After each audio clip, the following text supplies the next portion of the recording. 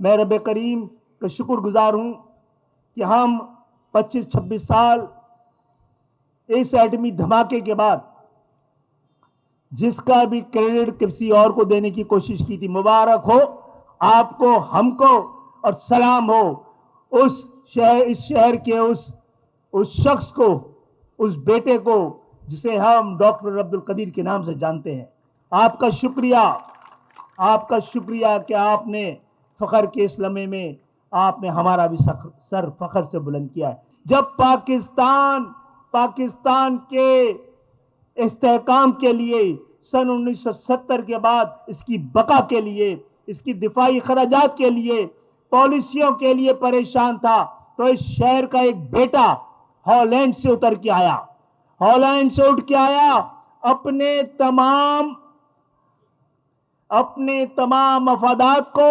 اپنے مستقبل کو قربان کر کے، اور یہ بتانے کی کوشش کی کہ میں اس شہر کا بیٹا ہوں، یعنی اس ملک کا بیٹا ہوں، میں بانیان پاکستان کی اولاد ہوں، میرے ماں باپ کے خون میں، میرے ماں باپ کے رگوں میں پاکستان خون بن کے دوڑتا ہے، اور یہ میں نے جو سیکھا ہے وہ سیکھا ہے کہ اگر پاکستان، میری جو تعلیم ہے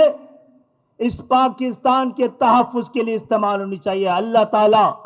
پاکستان میں کوئی دوسرا نام بتائے کہ جس کی تعلیم اور ہنر سے اس طرح کے پاکستان کو مقام ملا ہو کہ آج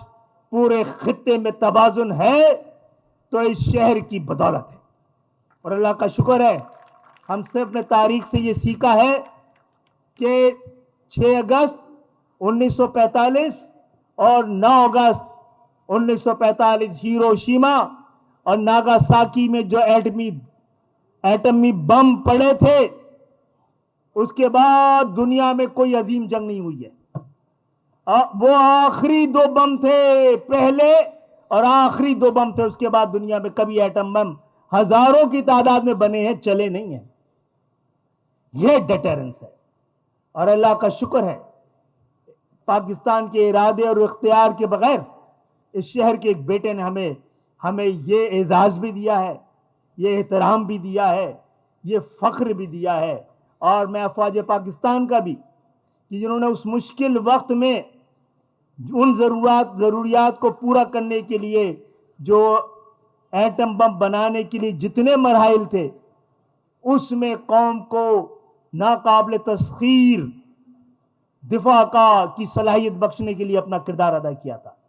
پاکستان ایک ایٹمی طاقت بنا 1998 میں، تو آپ سب کو یاد ہے کہ یہ کہا گیا تھا کہ پاکستان کس دوڑ میں شریک ہوا ہے، اور پاکستان میں ہم نے یہ واضح کیا تھا اپنے دشمنوں پر بھی اور اپنے دنیا میں جو نادان دوست ہیں ان پر بھی کہ ایٹمی طاقت بننا بر صغیر کے خطے میں پاک بھارت جو ایک تاریخ رہی ہے، جو جنگیں ہوتی رہی ہیں، اگر پائیدار امن قائم کرنے کے لیے جہاں کشمیر کے مسئلے کا حل ناگزیر ہے، وہاں ایک ڈیٹرنس کے طور پر ایک طاقت کا توازن بھی اتنا ہی اہم ہے اس خطے میں، جتنا جو ایک بنیادی مسئلہ ہے اس کو حل کرنا ضروری ہے۔ تو ایک مارکا تو اللہ کے فضل و کرم سے ہم نے 1998 میں حاصل کر لیا، اور آج جب ایک بہت بڑا دن ہے اور ایک ایسا تاریخی مہینہ ہے کہ جہاں ہمیں ایک تاریخی کامیابی حاصل ہوئی ہے، پاک بھارت جنگ میں ایک تاریخی موقع ملا ہے، تو میں سمجھتا ہوں کہ ہمیں بھی بڑے کھلے دل کے ساتھ اس بات کا اعتراف کرنا چاہیے کہ قیام پاکستان میں جو پاکستان بنانے والے ہیں، جو ہندوستان کے، بھارت کے مسلمانوں کے اقلیتی علاقوں سے جو لوگ تعلق رکھتے ہیں، آج ایک ایک کر کے ان کی جو لازوال قربانیاں ہیں، آج ایک ایک کر کے ان کے قیام پاکستان کا جو مقصد ہے اس کا حصول اللہ تعالیٰ کے فضل و کرم سے ایک ایک کر کے اب وہ جو مقصد ہے اس کا حصول جو ہے وہ آہستہ آہستہ اب وہ حاصل ہو رہا ہے اور اچیو ہو رہا ہے. اس بات پر سرشار ہوں کہ جو اس کے خالق ہیں، اس کو باقاعدہ ایک شکل جس نے دی، باقاعدہ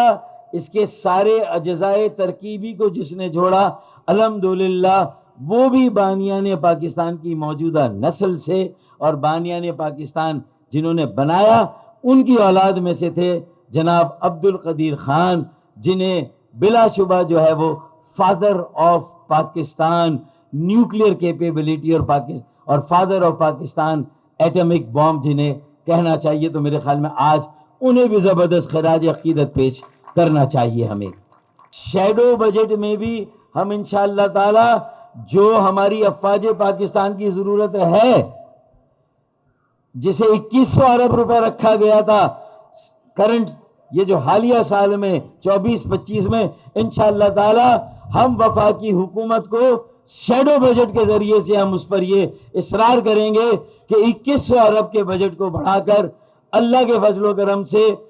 کم از کم 2800 ارب 2900 ارب یا 3000 ارب روپے جو ہے مختص کیے جائیں.